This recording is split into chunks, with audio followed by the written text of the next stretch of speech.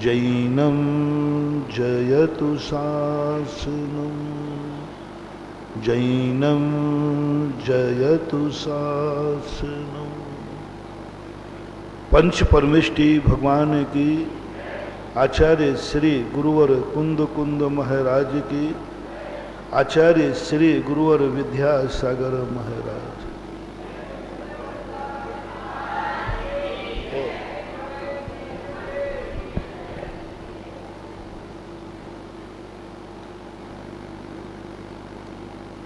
प्रकृति सभी लोगों को, सभी वस्तुओं को समान शक्ति देती है, इसलिए इस प्रकृति को माँ भी कहते हैं। माँ का अर्थ होता है जो अपने सभी बेटों के साथ समान व्यवहार करे, पक्षपात नहीं करे। जब प्रकृति का वर्णन पूज्यवर कुंद भगवान ने प्रवचन नियम सार के अंदर किया कि जितनी संसार में जीव राशि है, प्रकृति ने सबको बराबर अधिकार दिया, सबको बराबर संपदा दी, सबको बराबर शक्तियां दी। किसी भी जीव को, चाहे वो निगोद में हो, चाहे वो सिद्धालय में हो, चाहे मनुष्य हो, चाहे त्रयंच नारकी देव हो, सबके लिए बराबर हिस्सा दिया। एक अंश भी किसी को कम बड़ नहीं किया और ना ही किसी को कम देने का उसका भाव। जिनेंद्र भगवान ने अपने केवल ज्ञान में से जानकर के यह बात कही कि प्रकृति किसी के साथ पक्षपात नहीं, सबको बराबर सकती। लेकिन जब अपन दुनिया को देखते हैं तो सब बराबर दिखते नहीं।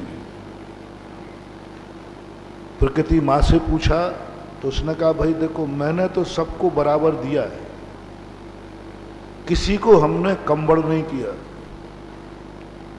लेकिन माँ, इस दुनिया में सब लोग बराबर दिख तो नहीं रहे। एक अमीर दिख रहा है, एक गरीब दिख रहा है, एक स्वस्थ दिख रहा है, एक रोगी दिख रहा है, एक हंस रहा है, एक रो रहा है, एक मुनि है, एक श्रावक है, एक पुण्यात्मा है, एक पापात्मा, एक डाकू है और एक साधु है, एक जेल में पड़ा है और एक साधु बन के पूज रहा है। ये पक्षपात, ये दुनिया में जो उतार चढ़ाव देखने में आ रहा है, ये सब क्या है?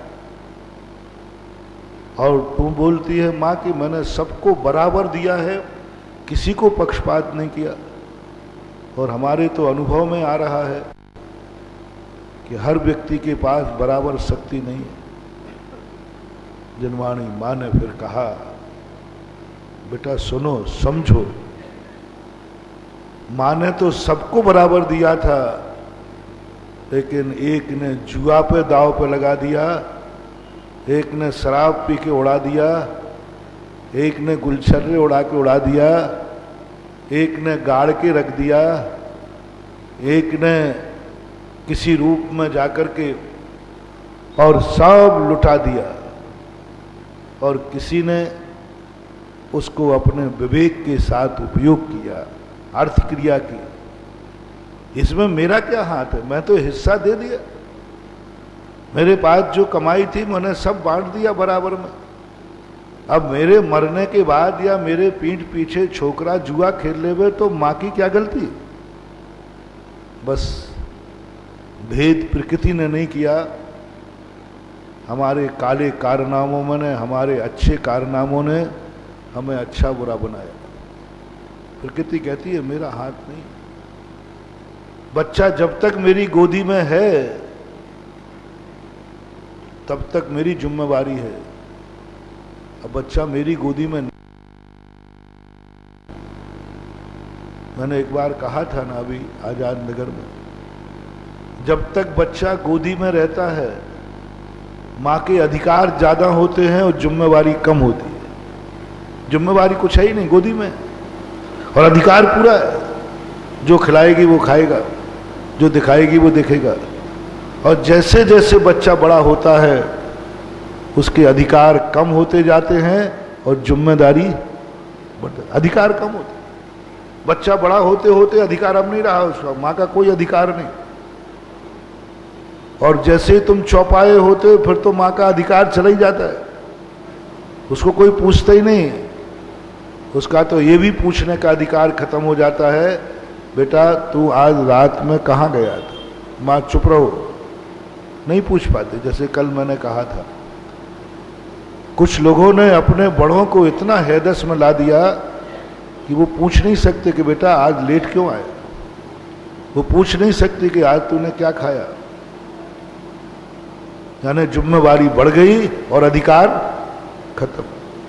जब जब माँ के अधिकार कम होते जाए तब तब समझ लेना तुम्हारी जिंदगी में खतरे बढ़ रहे हैं।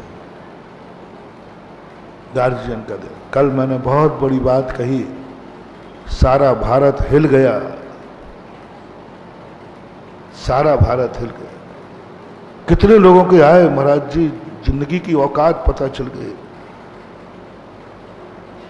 हमने सारे अधिकार छीन लिए और हमारे गार्जियन हमसे थक गए। 3 प्रकार के लोग कहे थे मैंने। एक वो हैं जिनको कुछ मिला ही नहीं, मैंने कहा था वो तो मेरी सभा में आ ही नहीं सकते, पुण्यहीन तो आ ही नहीं सकते। लेकिन दूसरे वो हैं जिन्होंने सब कुछ पाकर सब कुछ खो दिया, सब कुछ पाकर खो दिया। क्या कारण रहा? ये कारण रहा कि हमने अपने गार्जियनों के अधिकार कम करते गए, कम करते गए। और जब जब हमारे माँ बाप के अधिकार कम होंगे हमारी जिंदगी उजड़ेगी। माँ बाप की सीमा होती है। सब थक गए तुमसे और उन्होंने मौन ले लिया। बड़ा आदमी तुमसे बोलना बंद कर दे, महानुभाव, गुरु तुमसे बोलना बंद कर दे, महानुभाव, समझ लेना आपके मिटने के दिन आ गए। बहुत बड़ी, सबसे बड़ी सजा है ये। माँ बाप तुम्हें जेल में नहीं डाल सकते क्योंकि माँ बाप तुम्हें दंडित नहीं कर सकते क्योंकि वो माँ बाप, उनकी सीमा है। माँ बाप की सबसे बड़ी सजा है बेटे से मौन ले लेना। गुरु कोई सजा नहीं देते, गुरु अपने शिष्य को कोई सजा, थप्पड़ भी नहीं मार सकते, कुछ नहीं करते। स्पष्ट आया, गुरु उस शिष्य से मौन ले लेते, बोलना बंद कर देते। बस जिनवाने ने लिखा, गुरु ने यदि बोलना बंद कर दिया हो समझ लेना अब तुम्हारे मिटने के दिन आ गए हैं, अब तुम्हारी जिंदगी को बहुत खतरा हो गया है। गुरु का मौन रहना और सुप्रीम कोर्ट से फांसी मिलना दोनों बराबर है। सुप्रीम कोर्ट की फांसी में तो एक ही भाव जाता है, लेकिन गुरु ने देखना बंद कर दिया, गुरु ने बोलना बंद कर दिया, गुरु ने मुस्कुराना बंद कर दिया। शिष्य तो वो है जिसके लिए गुरु हमेशा बोलते, हमेशा कृपा दृष्टि रखते। आज ऐसा क्या गुनाह कर डाला कि आज गुरु ने बोलना बंद कर दिया, बात नहीं करना चाहते। समझ लेना उस जीव के मिटने का समय आ गया। पत्थर की लकीर समझना, नोट कर लेना अपनी डायरी में। जब तुम्हारा गुरु तुमसे बोलना बंद कर दे बहुत सावधान हो जाना। फांसी से भी ज्यादा खतरनाक अभिशाप मिल गया। गुरु अभिशाप देंगे नहीं, गुरु बददुआ देंगे नहीं, गुरु तेरा विनाश करेंगे नहीं, लेकिन उनके मौन होते ही तेरा विनाश हो जाए। जिंदगी में ऐसा कारनामा मत करना महानुभाव। कि गुरु तुमसे मौन हो जाए, मत करना, बहुत पछताना पड़ेगा। थोड़ी मौज मस्ती में, थोड़े पुण्य के उदय में, थोड़ी अपनी चटुकारता में, चतुरता में ज्यादा मत जाना, आंसू पहुंचने वाला नहीं मिलेगा। क्यों? मरने के पहले अपनी जिंदगी में और पुरुषार्थ करो या नहीं करो, गुरु मौन ना हो जाए, और कुछ मत करो। कहीं तेरे कारनामों से वे इतने ज्यादा उदासीन हो गए कि अब बोलना पसंद नहीं करते, देखना भी पसंद नहीं करते, देखना भी पसंद नहीं करते, दृष्टि मोड़ ली। अच्छा शिष्य जो होता है ना, वो घबरा जाता है, भयभीत हो जाता है। आज गुरु महाराज ने देखा नहीं, आज गुरु महाराज बोले नहीं, दो शिष्य, बस हो गया फांसी उसका। अब शिष्य की जिंदगी बर्बाद है, बस इतनी काफी है, इससे ज्यादा गुरु को अधिकार नहीं। गुरु थप्पड़ नहीं मारेंगे, कुछ नहीं कर सकते, बस मौन ले लेंगे, गर्दन यूं करेंगे, मौन ले लेंगे। तुम्हारी आंख नहीं झुकाएंगे, अपनी आंख झुका लेंगे, देखेंगे नहीं। जब जब गुरु तुम्हारा तुमसे आंख झुकाए और मुंह बंद कर ले, अब सगुन हो गया। सारे ज्योतिष फैल हो सकते हैं, लेकिन ये कभी फैल नहीं होगा। इसलिए अपनी जिंदगी में कभी ऐसा कोई कृत्य मत करना जिससे मुनि भी तुमसे बोलना बंद कर दे। मत करो, कितनी भी ताकत कर लो। पहले लोग पंचायतें सजा देती थी, कैसी सजा, कैसी सजा। जैन पंचायत बैठती थी, पंच लोग बैठते थे, किसी ने गलत कार्य किया, धर्म विरुद्ध कार्य किया, जाति विरुद्ध कार्य किया, कुल विरुद्ध कार्य किया, पंचायत बैठती थी, उसको फांसी नहीं देती थी, FIR दर्ज नहीं कराती थी, कुछ नहीं, इसका दान लेना बंद कर दो। क्या लेना?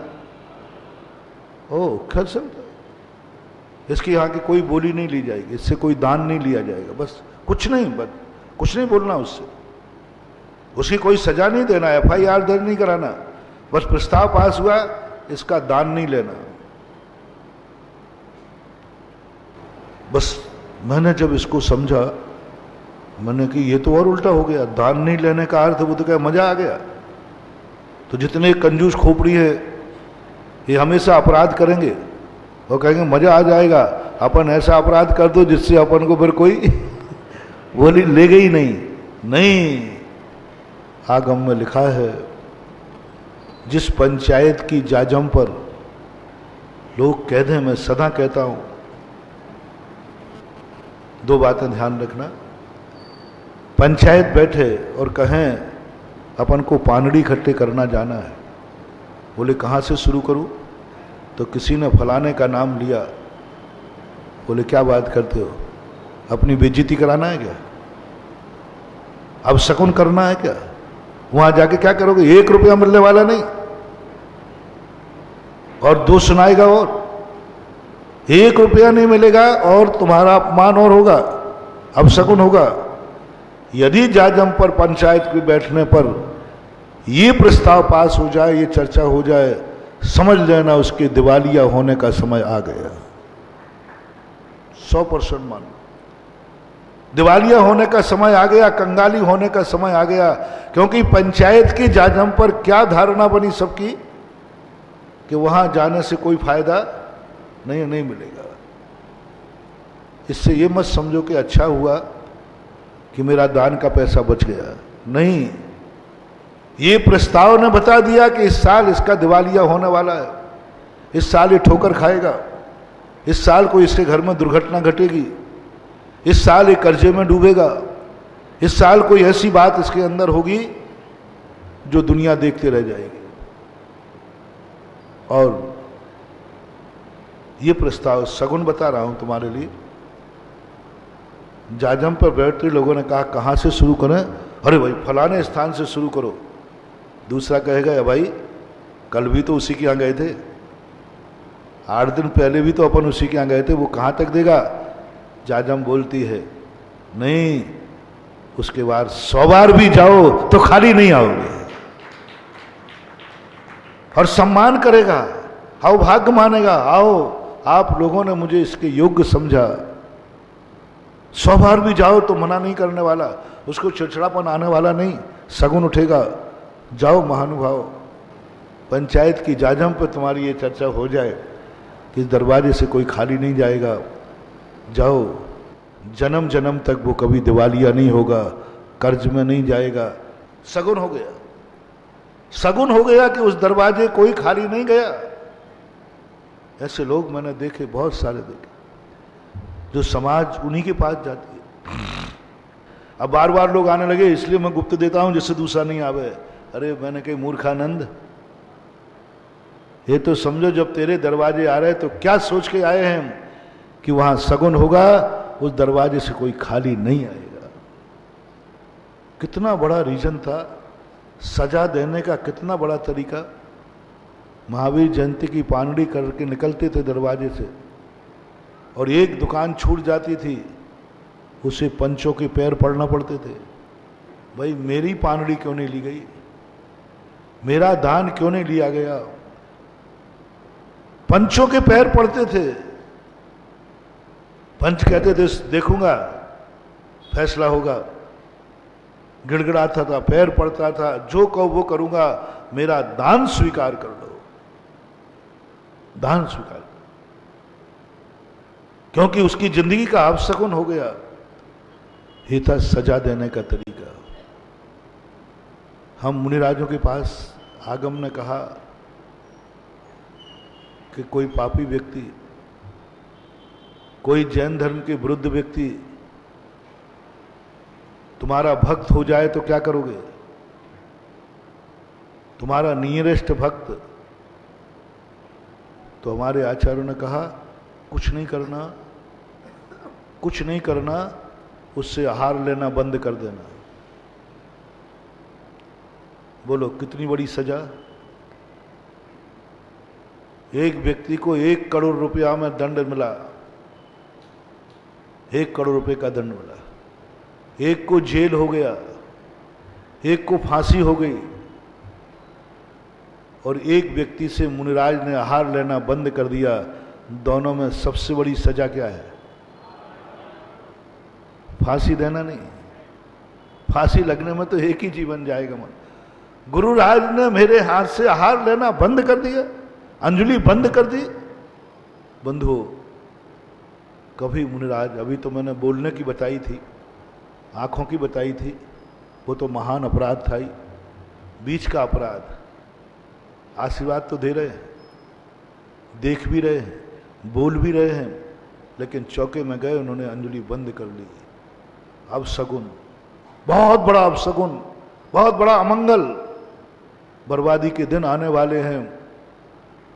मुनिराज ने अंजलि बंद कर दी, यानी गुरु के दरवाजे मेरे लिए बंद हो गए, कल्याण का दरवाजा बंद हो गया। गृहस्थ का मुख्य पेपर तो था दान, पूजा, मुक्को, सावो, धम्मो, और दान का दरवाजा बंद कर दिया गया। इधर कमेटी ने बंद कर दिया, महाराज ने अंजलि बंद कर दी, पानी भी लेने को तैयार नहीं है। बहुत बड़ा अपशकुन। जिंदगी में ऐसा कार्य मत करना मेरे प्यारे भक्तों, कभी मुनिराज की अंजलि तुम्हारे लिए बंद हो जाए। बस कुछ भी कर लेना, कितने कष्ट उठा लेना, कितने कुछ उठा लेना, पर ऐसा कृत्य मत करना कि तुम्हारे मुनिराज तो अंजलि बंद कर ले में और तुम्हें बाहर आना पड़े। इस अंजलि खोलने के लिए क्या करना पड़े, मैं कुछ भी नहीं कह रहा हूं। गुरुराज की अंजलि तुम्हारे लिए खुली रहे, इससे बड़ा सगुन और मंगल दूसरा हो नहीं सकता। सदा अपनी जिंदगी को ऐसा बनाओ कि महाराज अंजलि बंद ना करें। कुछ भी नहीं, महाराज जी तुम लोग भी तो ज्यादा करते हो ना, त्याग बहुत कराते हो। अरे भाई कबीर ने तो यहां तक लिख दिया, यह तन विष की बेलड़ी, गुरु अमृत की खान, शीश दे यदि गुरु मिले तो भी सस्ता जान। सस्ता जान, बहुत सस्ता है, बहुत सस्ता। बस अपने जिंदगी का आचरण, बस जब भी तुम्हें दुराचरण करने की बात आवे, जब भी तुम्हें रात्रि भोजन करने की बात आवे, गुटखा खाने की बात आवे, कुछ भी गलत करने की बात आवे, कुछ भी गलत खाने की बात आवे, तो बस एक ही बात सोचना, कहीं ये क्रिया करने के बाद मेरे लिए गुरु की अंजलि बंद तो नहीं हो जाएगी। बस यदि ये पता गुरु को चल गया तो गुरु अंजलि बंद कर लेगा, हार नहीं लेगा। महानुभाव कितना ही बड़ा तुम रिस्क खाना, छोड़ देना, मैं वो कार्य नहीं करूंगा जिस कार्य करने के बाद मेरे लिए गुरु के दरवाजे बंद हो। मत करो, मत करो, बस इतना सा सोचना। वह कार्य करने की तुम्हें छूट है जिस कार्य करने के बाद गुरु को पता भी चल जाए तो उसकी अंजलि बंद नहीं होगी। वो कार्य की गृहस्थ के लिए छूट है। गृहस्थ कौन से कार्य कर सकता है? जिन कार्य करने के बाद गुरु को मालूम भी चल जाए तो वे अंजलि बंद नहीं करेंगे। एक बार एक बच्चों ने कुछ पूछा, बोले महाराज जी लव मैरिज के संबंध में आपके क्या विचार है? अब खुला मंच है अपना, तो मैंने कहा मेरे तो बुरे विचार नहीं, मैं तो चाहता हूं हमेशा सभी की लव मैरिज ही हो, है ना, दोनों में प्यार रहे। बोले महाराज ये बात नहीं है, आप समझो बात को, बात दूसरी है। मैंने क्या बात है, समझाओ मुझे। मैं तो यही समझता हूं मियाँ बीवी में प्रेम बना रहे, अच्छा है, बढ़िया है, इसको मैं मना कैसे कर। बोले महाराज ये सवाल नहीं, आप समझो लव मैरिज का अर्थ है अदर कास्ट, अदर धर्म, हम किसी से भी कर सकते, खुली छूट दी जाए यदि आप, क्योंकि आप बहुत खुले साधु हैं, बहुत खुले साधु हैं, और आप इन माँ बाप को समझाओ कि आज का जमाना खुला है, कोई किसी से भी शादी कर सकता है, ऐसी धारणा ऐसी समाज में होना चाहिए। मैंने कि भाई, बोले मेरे पापा नहीं मान रहे, और वे पापा आपके भक्त हैं और मम्मी तो बिल्कुल मानने को तैयार ही नहीं। महाराज जी देखो, आपका जिंदगी भर गुण गाऊंगा और मैं मम्मी पापा के विरुद्ध में जाना नहीं चाहता, और मम्मी पापा मेरा समर्थन करना नहीं चाहता। मुझे आप ही एक शरण दिखे कि आप मेरे मम्मी और मेरे मम्मा पापा आपके इतने दीवाने हैं कि आपके कहने के बाद भी कुछ भी नहीं सोचेंगे। महाराज थोड़ा सा कह दो, आपका जिंदगी भर जन्म जन्म तक उपकार मानूंगा। मैंने कहा अच्छा, मैंने कहा तेरे मम्मी पापा को मैंने मना लिया तो तू मुझे क्या देगा? बोले महाराज आप तो जो कहोगे वो कर दूंगा। मैंने कि बस मैं कुछ नहीं पूछ रहा हूं, तुझे जिससे शादी करना हो कर लेना, बस शादी करने उससे कर लेना कि शादी के बाद तुम दोनों मेरी अंजलि में आहार देने लायक रहो। बस मैंने कहाँ मना किया है? उससे संबंध बनाओ कि संबंध बनने के बाद गुरु को आहार देने लायक रहोगे कि नहीं रहोगे, कि संबंध के बाद तुम्हारा तो छोड़ो माँ बाप का भी आहार छूट जाएगा।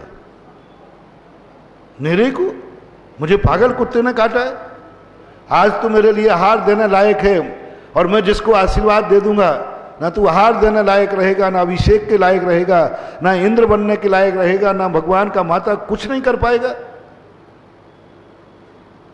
कम से कम उससे संबंध बना कि संबंध बनाने के बाद गुरु का दरवाजा बंद नहीं होगा।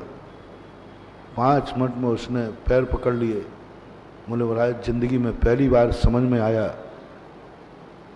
मैंने कि बस मुझे गुरु दक्षिणा दे दे, मैं तेरे माँ बाप को मना लूंगा।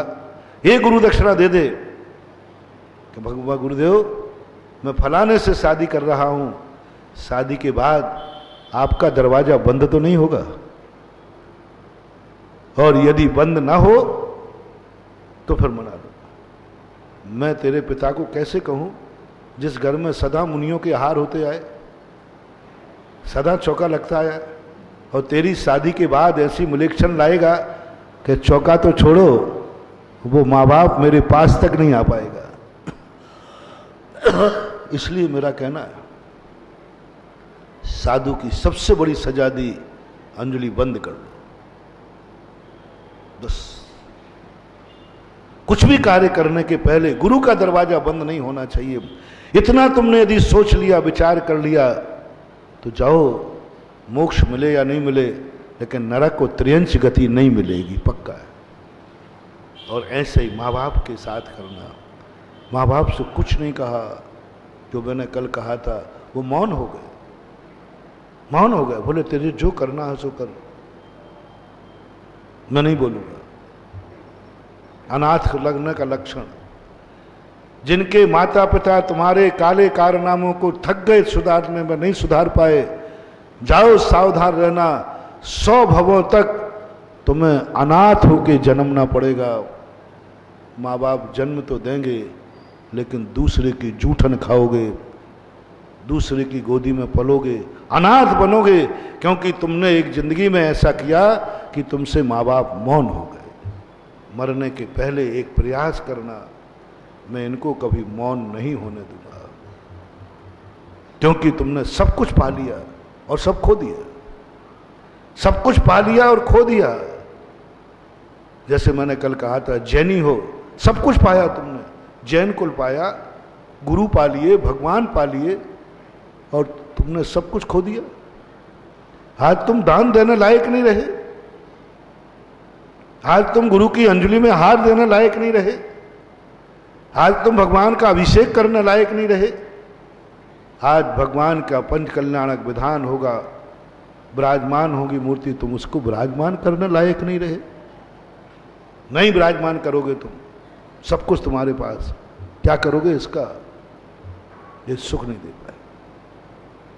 बंधु, कितना पुण्य तुमने किया होगा कि भारत में जन्मे, कितना पुण्य किया होगा कि जैन कुल में जन्मे, कितना पुण्य जिस समय तुम यहां बैठे हो ना। जैन आगम में कहा, संसार में इससे बड़ा इस समय पुण्यात्मा दूसरा नहीं, जो मंदिर में गुरु के मुख से प्रवचन सुन रहा हो, चरम पुण्य है। गुरु मूले यति निश्चिते चैत्य सिद्धांत वार्ध सदघोषे। पूज्यपाद स्वामी कहते हैं, मरने का दिन यही चुना कि मैं मरूं तो कहां मरूं, सबसे पवित्र दिन कौन सा है, किस क्षण में मैं मरूं। पूज्यपाद स्वामी कहते हैं, मुझे जिंदगी में मरने का शुभ स्थान चाहिए। तो क्या शुभ स्थान बताया उन्होंने? गुरु सामने हो, मंदिर का स्थान हो, और गुरु महाराज प्रवचन दे रहे हो, उस समय मेरे प्राण निकल जाएं, ये प्रार्थना की भगवान से। मैं मरूं तो उस समय मरूं जब गुरु प्रवचन दे रहे हो, चैत्यालय मंदिर में बैठ करके, सिद्धांत बारी सदघोष से प्रवचन चल रहा हो, और स्थान मंदिर हो। इससे बड़ा पावन स्थान नहीं हो सकता। सिद्ध क्षेत्र से भी पावन है वो समय, सिद्ध क्षेत्र से भी पावन स्थान है जिस समय प्रवचन हो रहे हो और मंदिर का स्थान हो। ऐसा पुण्य तुमने पाया कि आज संसार में सर्वश्रेष्ठ पुण्य लेकर के तुम यहां आए, और इतने पुण्य को एक थोड़ी थोड़ी सी भूलों के कारण खो देते हो, थोड़ी थोड़ी सी प्रमाद के कारण तुम खो देते हो। उपयोगिता ह्रास नियम, आज जिस उपयोग अधिकार का तुम उपयोग नहीं करोगे, वो छीन लिया जाएगा, कर्म छीन लेता है। ये तुम्हें जो त्याग कराता हूं ना, ये कोई धर्म नहीं है, ये धर्म नहीं है, ये मात्र जो कुल जाति इज्जत तुम्हें मिली है, ये कायम बना रहे। रात्रि भोजन त्याग करने से कोई धर्म नहीं हो जाएगा, गुटखा त्याग करने से कोई धर्म नहीं हो जाएगा, अभक्ष त्याग करने से कोई धर्म नहीं हो जाएगा, भगवान के अभिषेक पूजन करने से कोई धर्म नहीं हो जाएगा, महाराज को आहार देने से कोई धर्म नहीं हो जाएगा, मंदिर बना लेने से कोई धर्म नहीं हो जाएगा। धर्म का नाम है जिनेंद्र बनने की प्रक्रिया। जिनेंद्र बनने की प्रक्रिया का नाम धर्म है और वो मुनि व्रत है। सम्यक दर्शन ज्ञान चारित्राणि मोक्ष मार्ग, ये तीन है मोक्ष मार्ग।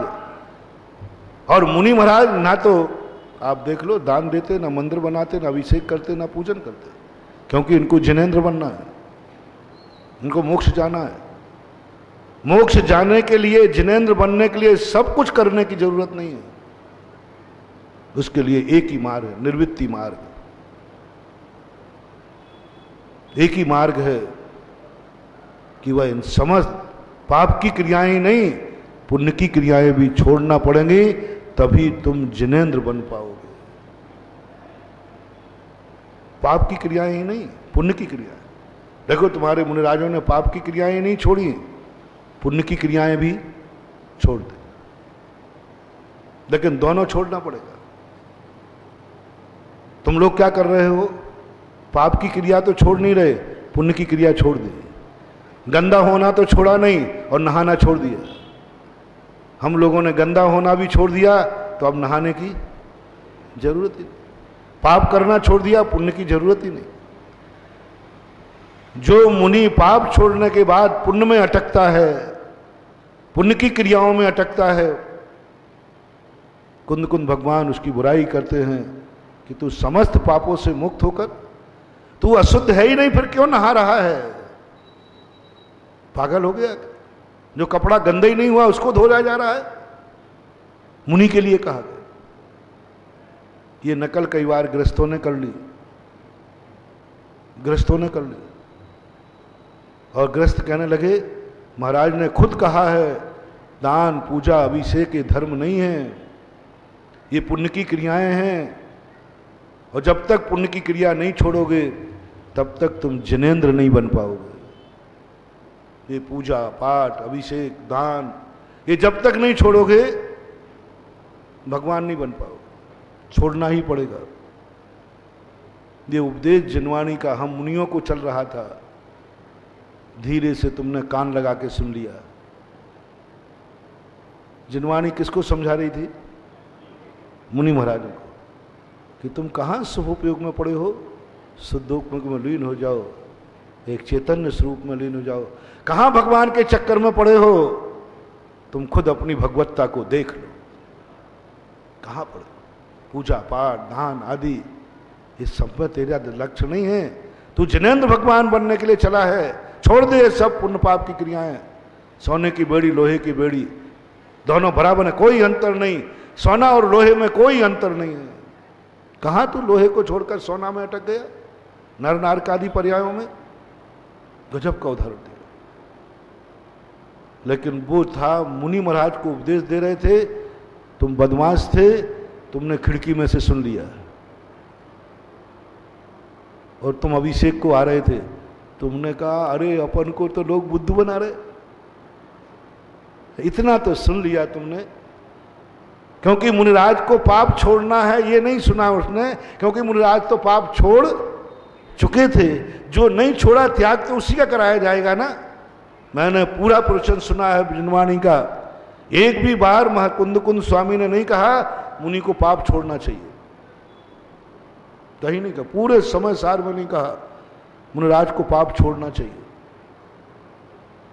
पूरे समय सार में कहा मुनिराज को पुण्य की क्रियाएं छोड़ना चाहिए। किसको छोड़ना चाहिए पुण्य की क्रियाएं? मुनि को। और मुनि कौन है? जो पहले पाप, जो पाप छोड़ चुका है। कुंद कुंद स्वामी को कहने की जरूरत ही नहीं है, क्योंकि मुनि को कह रहे हैं मुनि तो पाप छोड़ चुका है, अब उसने पुण्य छुड़ाना है उसका। बिना पाप छोड़े बिना तुम लोगों ने इसका बहुत दुरुपयोग किया। आज हमारी समाज में समय सार पढ़ने वाले अपने आप को मुमुक्षु कहते हैं, यही अपराध हो गया।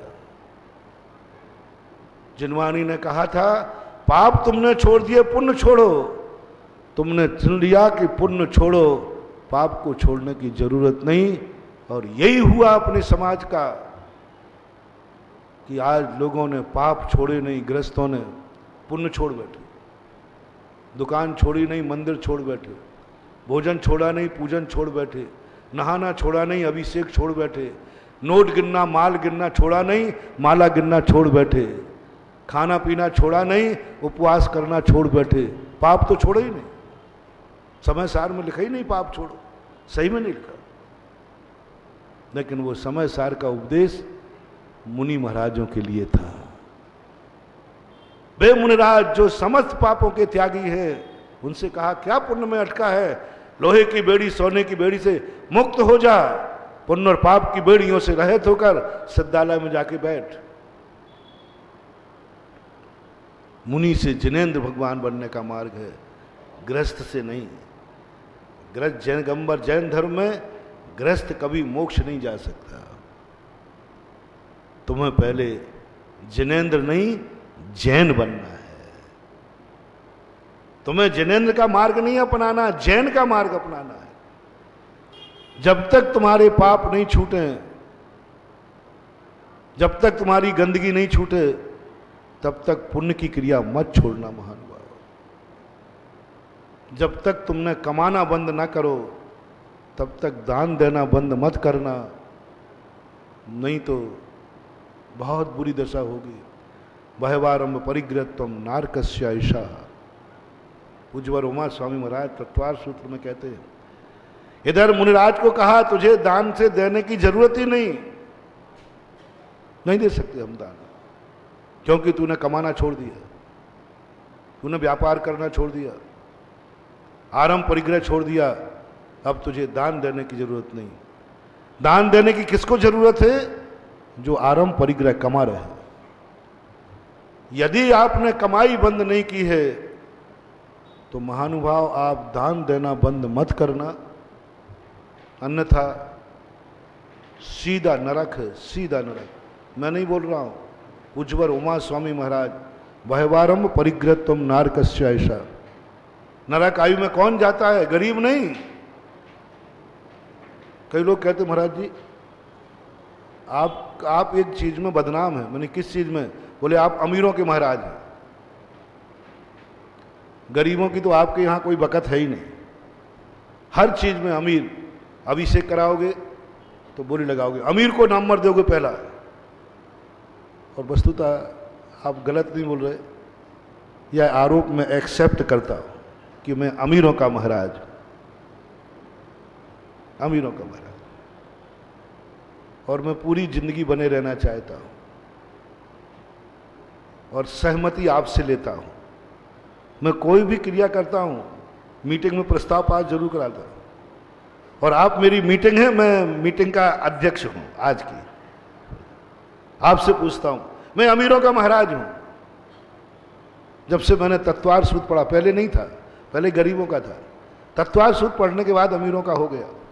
ये सूत्र पढ़ करके दो व्यक्ति जा रहे हैं, एक व्यक्ति के ऊपर वजन है बहुत सारा, धन दौलत कुछ भी, और एक बिल्कुल खाली जा रहा है, और बचाने वाला एक है, और कीचड़ में से निकलना है। बोलो किसकी सहायता करना चाहिए? किसकी? वजन वाले की ना। बस अमीर वजन वाला है, ये गिरेगा तो हाथ पैर टूटेंगे, माल भी खत्म हो जाएगा। अमीर गिरेगा तो सीधा नरकों में पड़ेगा, गरीब गिरेगा तो पेंट ही खराब होगा और कुछ नहीं होने वाला। महावीर ने सबसे ज्यादा उपदेश अमीरों को दिया, क्योंकि नरकों में गरीब नहीं जाता, अमीर जाता है। उमा स्वामी झूठ नहीं बोलते। सुनो रे गरीब अमीर लोगों, ओ गरीब लोगों, तुम्हारे लिए नरक नहीं बनाए,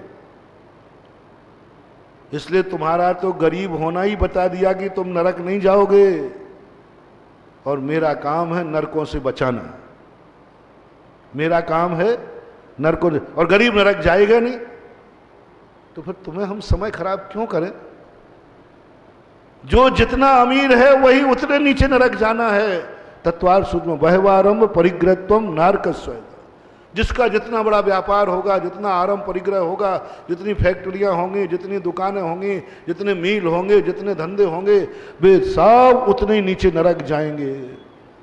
पहले तो बताओ तत्वार सूत्र साचा है कि झूठा? जोर से नहीं बोले। उमा स्वामी महाराज का है, कुंद कुंद के, और उसमें लिखा है बहुत आरंभ और परिग्रह वाला नरक जाता है। और आरंभ परिग्रह किसे बोलते? परिग्रह किसे बोलते?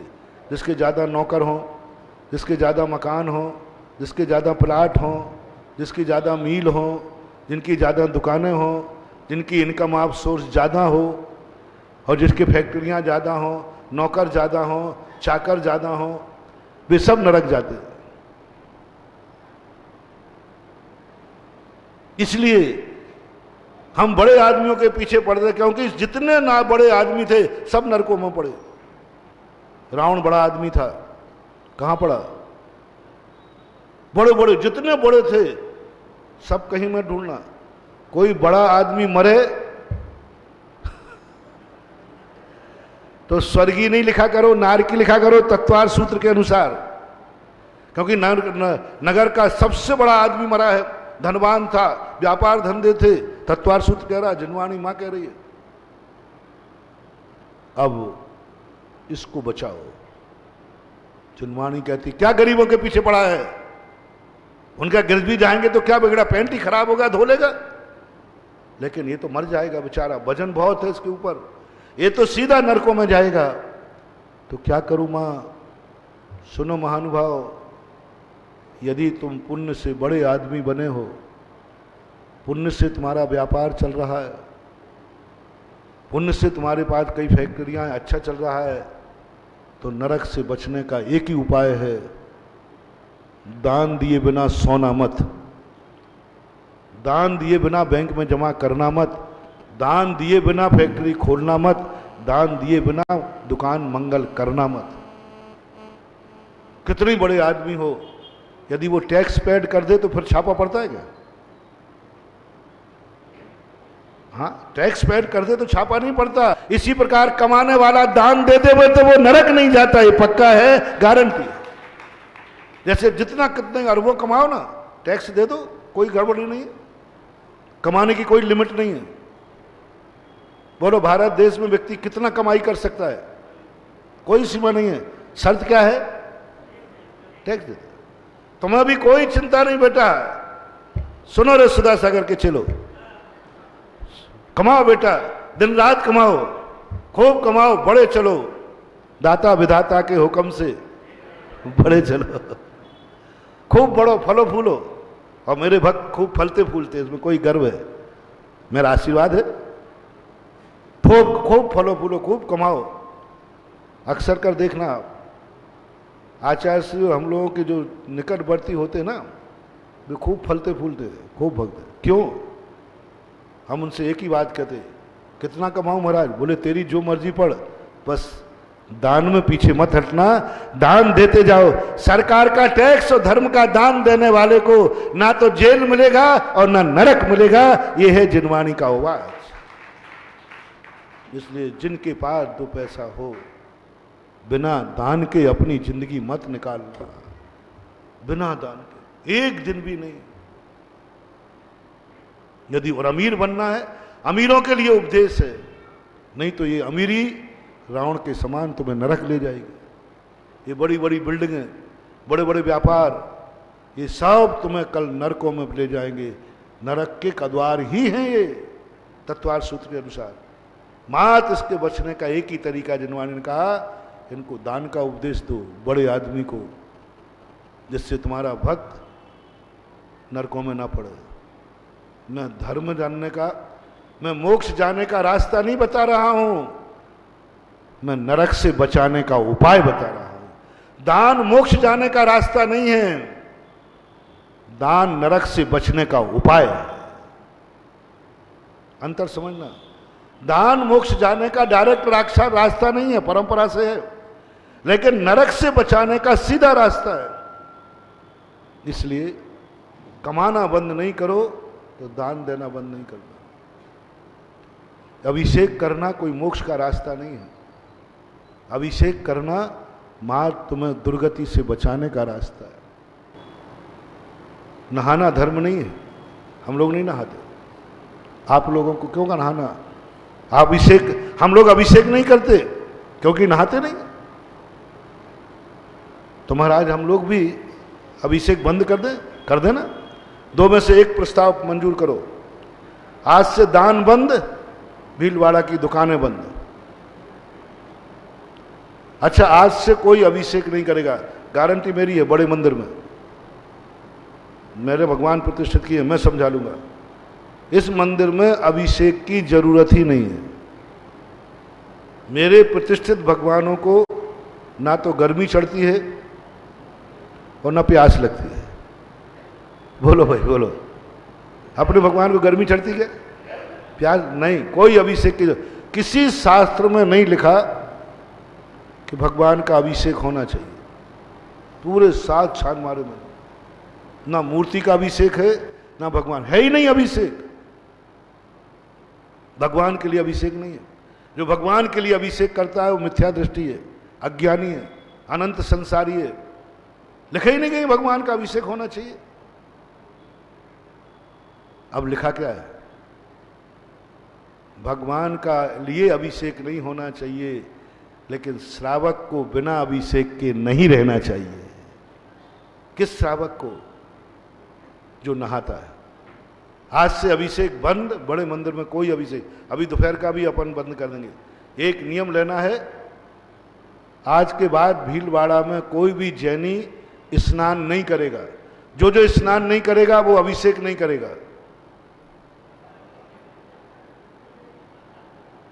दोनों हाथ उठा दो। अरे आप लोगों ने एक ने नहीं उठाया, क्यों भाई? मैंने कौन सी गलती कर दी? मैं अभिषेक नहीं करूंगा। जिनवानी का स्नान भी नहीं करेगा, मंजूर है। अपन को तो ये अभिषेक को मजा नहीं आया। सुबह उठो, इनको नहाओ, पहुंचो, क्या देना देना। राजा आदमी हूं, राजा आदमी भगवान की भी नौकरी नहीं करता।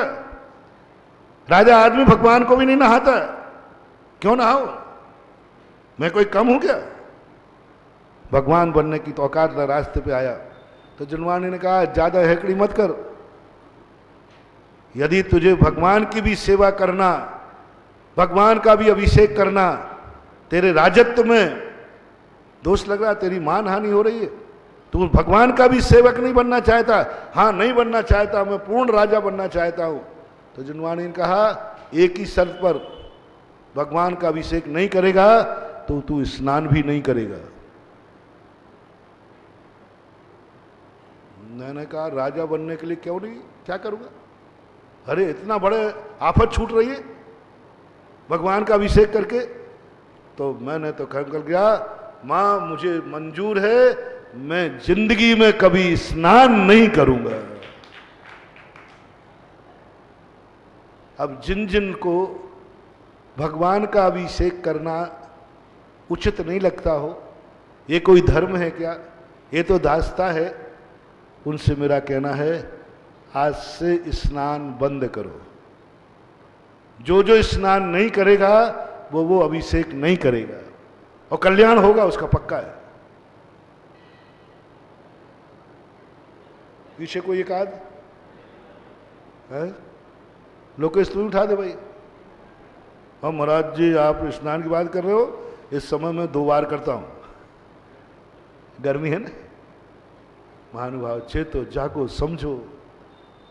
जब तक स्नान करते रहोगे तब तक भगवान का अभिषेक जरूर करते रहना, नहीं तो एक एक बूंद पानी को तरस जाओगे। जल का अभिशाप। तुम नहाते हो, तुमने गंदा कर दिया, उस जल को गंदा कर दिया, नाली में बहा दिया, एक एक बूंद पानी को तरस जाओगे। वो जल तुम्हें अभिशाप देगा। और एक बूंद पानी में 36,450 जीव मरते हैं।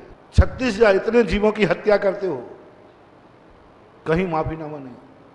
बस एक ही है, तुम दिन भर में सैकड़ों लीटर पानी नाली में बहाते हो, कितना बड़ा पाप करते हो। उसके बदले में जिनवानी ने एक ही बात कही, अभिषेक करना पुण्य तो नहीं है, लेकिन सैकड़ों लीटर को जो नाली में बहाने का पाप है, वो सुबह उठ करके 50 ग्राम पानी को तू गंदोदक बना दे, सैकड़ों लीटर का पाप खत्म हो जाए। अभिषेक तुम्हें पाप से बचाता है। या तो स्नान करना बंद करो, नहीं तो अभिषेक करना चालू करो, नहीं तो बर्बादी निश्चित है। पशुओं में जन्म लोगे जहां अभिषेक करने का मौका नहीं मिलेगा। 5 व्यक्ति अभिषेक नहीं कर सकते, एक त्रियंश, स्त्री, एक पापी और एक ऐसी बीमारी से ग्रसित है जो छुआछूत की है, वो व्यक्ति अभिषेक नहीं कर सकता। और या फिर जिसके हाथ का मुनिराज आहार नहीं लेते हैं वो अभिषेक नहीं कर सकता। समाज पानी नहीं पीती जिसके साथ, ऐसा कोई पापी है। और यदि ये गुण, ये 5 चीजें आप में ना हो, आप त्रियंश तो नहीं है ना? स्त्री इधर पूछ रहा हूं, कोड़ी कुष्ठी, कोई ऐसे न हो कि आप छुआछूत जाति से माने जाते हो, नहीं तो महानुभाव छोड़ना मत। सुबह उठने के पहले सबसे पहले अभिषेक करना, कम से कम दुर्गति से बच जाओ। ये जितने भी पुण्य की, यदि मकान बनाना बंद कर दिया तो मंदिर बनाना बंद करो। मंदिर बनाना कोई मोक्ष का रास्ता नहीं है। मंदिर बनाने का अर्थ है मकान बनाने के पाप को धोने का रास्ता है मंदिर।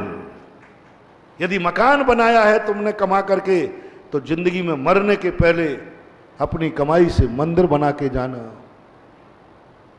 बाप दादों के मकानों पर कब्जे मत करो, तुम खुद बनाओ।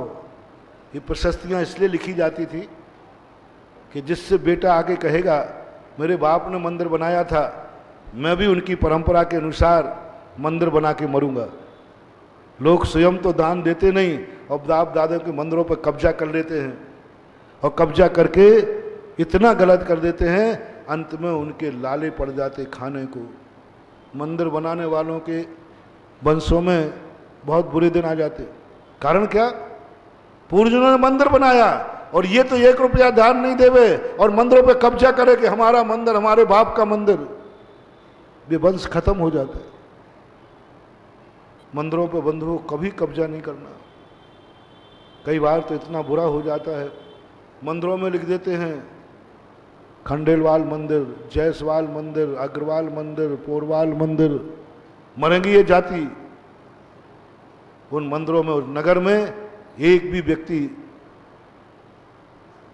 उस जाति का नहीं बचेगा। एक 50 मंदिर देखे हमने गांव, जहां उस जाति का एक भी नहीं बचा, जिन्हें लिखा था खंडेलवाल मंदिर। आज एक भी खंडेलवाल वहां नहीं। वो जाति मिटेगी क्योंकि तुमने भगवान का मंदिर, जिनेंद्र भगवान का मंदिर है, और तुमने मंदिर किसका बना लिया? मंदिर तो भगवान का होता है, मंदिर तो जिनेंद्र देव का होता है। फिर ऐसी स्थिति में क्यों बना लिया?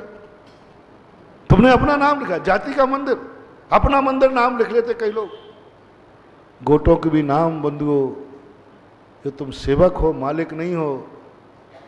मंदिरों के ऊपर भगवान का नाम नीचे, गोट का नाम ऊपर। गोट का नाम ऊपर, भगवान का नाम नीचे। कहां जाएंगे वो गोट वाले? सब बर्बाद हो जाएंगे। उनके वंश के नाम लेने वाले भी नहीं बचेंगे, क्योंकि तुम भगवान से बड़े हो गए। मंदिरों के ऊपर मात्र भगवान का ही नाम आना चाहिए। तुम्हारे मकान पर यदि मंदिर का रूप लिख दिया जाए तो ये मकान मंदिर का, महाराज लिख के तो देखो कौन लिखता है। अपने मकान पर तो भगवान का नाम लिखने नहीं दोगे, और भगवान के नाम पर आप गोटों के नाम लिखते, ऊपर लिखते हैं, भगवान से ऊपर लिखते हैं। अरे सेवक हो, व्यवस्थापक हो, संचालक हो, मालिक नहीं हो।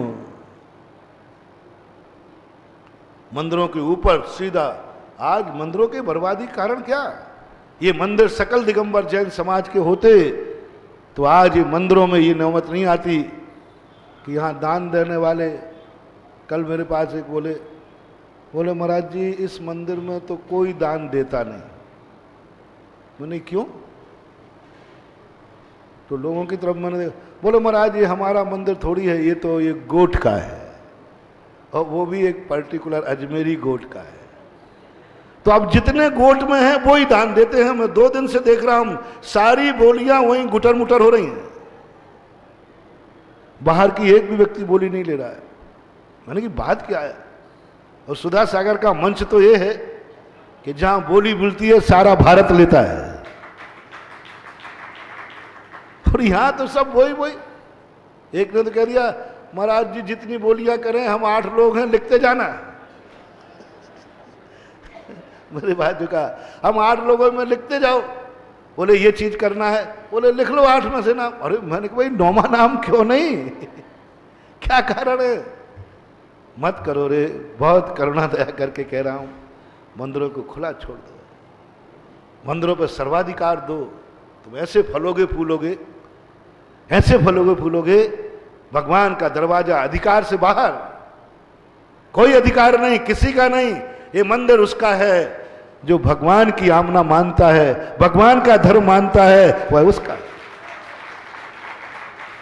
आमना सुरक्षित रखो, आमना को सदोष नहीं कर रहा, आमना सुरक्षित रखो, परंपरा सुरक्षित रखो, लेकिन मलकियत सुरक्षित मत रखो। खोल दो दरवाजे। भीलवाड़ा का एक सबसे बड़ा दुर्भाग्य है, यहां एक भी मंदिर पूरे भीलवाड़ा स्तर का नहीं है। एक भी मंदिर भीलवाड़ा स्तर का नहीं है। जो कहा जाए ये भीलवाड़ा का हर व्यक्ति ट्रस्टी है, इसमें पूरी भीलवाड़ा अपना मानता है। सब ने अपनी अपनी कॉलोनी के, वो आरके का, वो हाउसिंग का, वो शास्त्री का, वो आजाद नगर का, सब कौन देगा दान? आजाद नगर के पंचकर्मा में आजाद नगर वाले थे, कोई दूसरा क्यों देवे? क्योंकि वो उनका है। एक मंदिर भी नहीं। देवताओं में भी मंदिर होते हैं, 8 करोड़ 56 लाख मंदिर पंचायती होते हैं, एक मंदिर भीलवाड़ा में नहीं जो सकल दिगंबर जैन समाज का भीलवाड़ा का हो, जहां हर भीलवाड़ा का व्यक्ति ट्रस्टी हो, हर भीलवाड़ा का व्यक्ति उसका मालिक मतलब व्यवस्थापक हो। नहीं, सब जिसके कब्जे में जो मंदिर आया, चौधरियों को आया तो चौधरियों ने कब्जा किया, अजमेरों को आया तो अजमेरों ने किया, कॉलोनी वालों ने आया तो कॉलोनी वालों का किया। बर्बाद हो जाओगे। मेरे शब्द बहुत कठोर लगेंगे।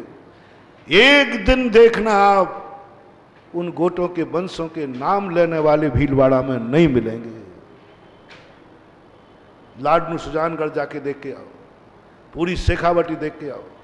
भारत को मैं घूमता हूं, आज वहां एक व्यक्ति वहां नाम लेने वाला नहीं है जिन्होंने इतनी बड़ी नशियाएं बनाई थी, इतनी बड़ी नशियाएं बनाई, करोड़ों करोड़ों अरबों रुपया खर्च किया था। आज उनके लिए उस वंश का वहां नाम लेने वाला नहीं। क्यों? उन पर मलकियत स्वयं की रखी। मंदिरों में छोटी छोटी सी चीजों पर इतने बड़े बड़े नाम। एक टेबल दान करेगा, नाम बड़े अक्षर से। एक चौकी दान करेगा, नाम बड़े अक्षर से। एक गुल्लक दान करेगा, और गुल्लक पे नाम देख के इतने नाम, मैंने कही गुल्लक तो 10,000 की नहीं है, और लाखों रुपया दें उनका नाम का पता नहीं है। एक छोटी सी मंदिर में हर चीज नाम के लिए। एक गुल्लक भेंट करे तो नाम, एक टेबल भेंट करे तो नाम, एक कांच लगवा दे वो भगवान के यहां तो ये फ्रेम फलाने चंद ने लगवाया, ऐसे करते ना। थोड़ा बहुत तो रियायत करो रे, कम से कम भगवान के नाम पर 2-5 लाख से नीचे वालों के नाम मत लिखा करो। इतना तो भगवान को ऐसे ही दे दिया करो कि एक टेबल दे दी 10,000 की, कौन सा बड़ा कर दिया। विचार करने वाली बातें हैं, सोचने वाली बात है। इसलिए धर्म की क्रियाओं को मेरा कहना है, महानुभाव, आज एक भावना भाई थी, मैं सगुन उठाता हूं हर चीज का, और सगुन मेरा सफल हो जाए तो मैं डंके की चोट पर बोलता हूं। आज इस मंदिर पर मैंने सगुन उठाया कल, क्योंकि मैं समझ गया यहाँ ले दे के 8-10 लोग हैं परिवार, इनसे ज़्यादा तो दान इससे बाहर का तो कोई आएगा ही नहीं, क्योंकि मलकियत है, ठकरासी है। तो मैंने बहुत जोर लगा के कहा कल, और तुम कोई कार्यक्रम बड़ा कर भी नहीं पाते, क्योंकि तुम्हें मालूम है ले दे के खर्चा तो हम लोगों को ही करना है, तो इसलिए कई बार संकोच कर देते हो।